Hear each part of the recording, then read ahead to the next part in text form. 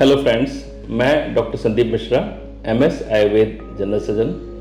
आज हम लोग बात करेंगे फिशर इन एनो बीमारी के बारे में। फिशर बेसिकली फिशर इन एनो लैट्रिन के रास्ते में एक लीनियर अल्सर या कट बन जाता है, जिसकी वजह से पेशेंट को सीवियर पेन होता है। तो ये देखा जाए तो 90% केसेस में पोस्टीरियर फिशर होता है और 10% केसेस में ओवरऑल एंटीरियर फिशर होता है। ये ज़्यादातर यंग या एडल्ट पेशेंट्स में देखा जाता है और कभी कभी इन्फेंट्स या चिल्ड्रंस में भी पाया जाता है। जो हमारा सैक्रल कर्व है और जो एनल कैनाल और रेक्टम का कर्वेचर है, उसकी वजह से जब कभी हार्ड स्टूल पास होता है तो वहाँ पे इंडेंटेशन की वजह से पेन कट लग जाता है, जिससे पेन होता है।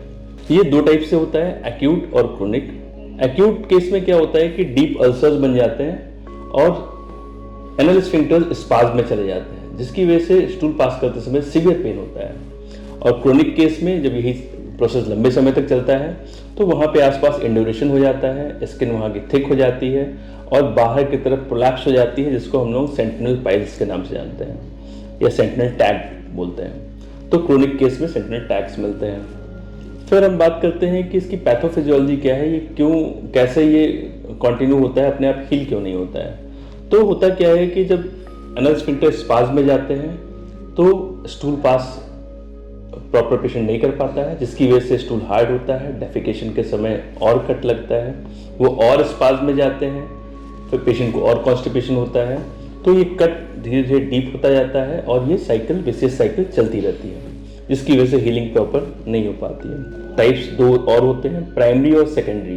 प्राइमरी में क्या होता है कि एंटीरियर और पोस्टीरियर फिशर जो होते हैं दोनों प्राइमरी में आते हैं, और एंटीरियर और पोस्टीरियर के अलावा अगर कहीं पे फिशर पाया जा रहा है 3 o'clock, 7 o'clock, 9 o'clock, तब ये हमारा सेकेंडरी फिशर कहलाता है।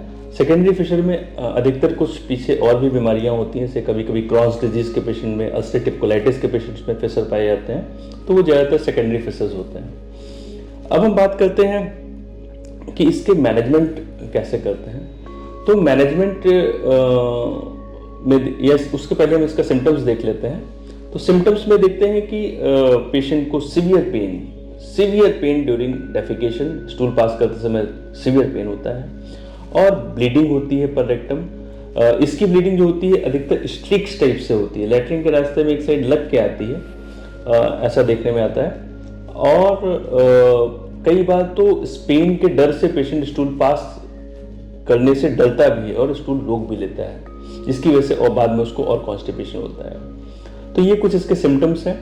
अब बात करते हैं मैनेजमेंट की। मैनेजमेंट या ट्रीटमेंट इसका कंजर्वेटिव ट्रीटमेंट में हम देखेंगे तो पेशेंट की डाइट लाइफस्टाइल मैनेजमेंट करना होता है, उसको रफेज ज़्यादा लेना है, hot and spicy food avoid करना है, फाइब्रस फूड लेना है, कॉन्स्टिपेशन उसको रिलीव करने के लिए लैक्सेटिव्स लेने हैं, और एनल कैनाल में पेन रिलीव करने के लिए लोकली 2% या 4% लॉक्स जेली या लिग्नोकेन जेली उसको स्टूल पास करने के पहले अप्लाई करना है। तो इन सब मेजर्स से अगर उसको रिलीफ हो जाता है तो वेल एंड गुड। अगर नहीं होता है तो फिर हम मूव करते हैं सर्जिकल ट्रीटमेंट के लिए। सर्जिकल ट्रीटमेंट में हम लोग पहला प्रोसेस है Lord's dilatation, Lord's anal dilatation, जिसमें एनेस्थीसिया के अंडर में हम लोग जो मसल्स होती हैं, जो हमारे स्फिंक्टर्स होते हैं, इंटरनल स्फिंक्टर, एक्सटर्नल स्फिंक्टर, इसका डायलिटेशन करते हैं 2 to 4 फिंगर डायलिटेशन, जिसमें जो पैक्टन बैंड्स जिसकी वजह से वो स्फिंक्टर स्पाज्म में होते हैं वो रिलीव होते हैं। अगर इससे रिलीफ मिल गया तो अच्छा है, अगर नहीं मिलता है तब फिर हम लोग एनल स्फिंक्ट्रोटमी करते हैं, लैटरल इंटरनल स्फिंक्ट्रोटमी। उसमें क्या होता है, जो हमारे इंटरनल स्फिंक्टर्स होते हैं इसको 3 o'clock या 9 o'clock पे 0.5 सेंटीमीटर उसको डिसेक्ट किया जाता है और उसको कट किया जाता है, जिससे स्पाज्म उसका रिलीफ हो जाता है। फिर स्पाज्म रिलीव होने का कॉन्सिक्वेंस क्या होता है कि जो फिशर्स बने होते हैं, जो अल्सर्स बने होते हैं वो हील हो जाते हैं और पेशेंट का सिम्टम रिलीव हो जाता है।